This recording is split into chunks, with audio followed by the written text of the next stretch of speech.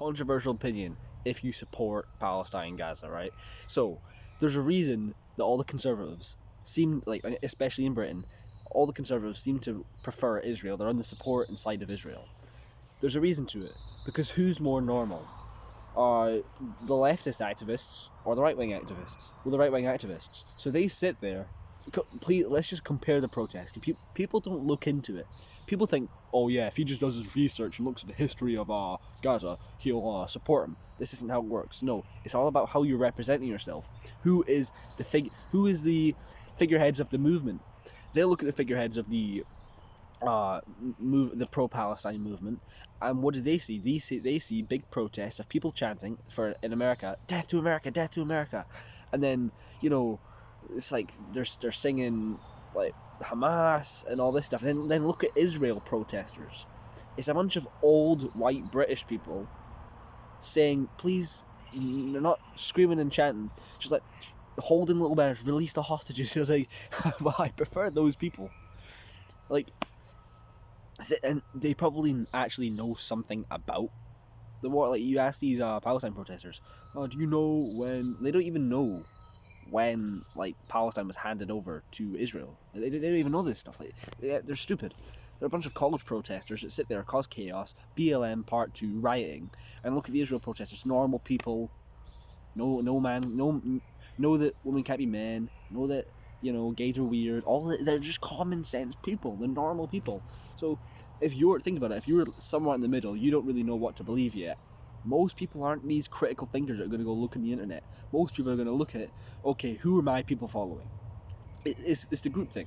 And groupthink exists for a reason. It's like, can't really get rid of it. It's going to happen. So what I would suggest is you get the groupthink. People look at the figureheads of the movement, who's following it. But the movement and the figureheads of the movement is based upon the figurehead. Shut up.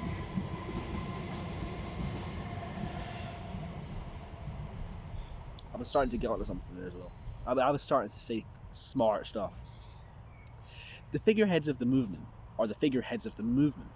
So if you want the groupthink, because you can never avoid groupthink, if you want it to be good, if you want it to lead to good consequences and people having good, coherent, smart views, then you need the people that are the figureheads of the movement to be smart, coherent, concise people who know what's up. So that's the issue, really. It's not groupthink within itself. You're never going to get rid of it. That's just the way people are cultist minded. You can't rewire humans like that. So you just have to have the people that are at the top of the movement leading and influencing their group of people. You just need those people to know the truth and be smart, educated people. So with this whole, I totally understand why people join the side of the Israel side, because I'm one of the only, especially in Britain, one of the only right-wing people who support Palestine and Gaza. I'm one of the only people.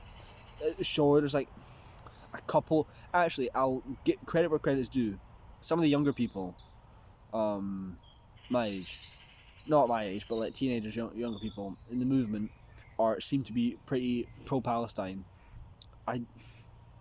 There's maybe David Curtin of the Heritage Party. He's actually a very, very smart guy.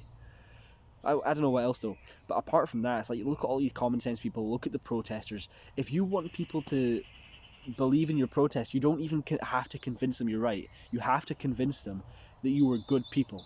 You have to convince them that you're smart, not by saying smart stuff, but by presenting yourself in a way that makes you seem normal. Something that the Palestine protesters don't do.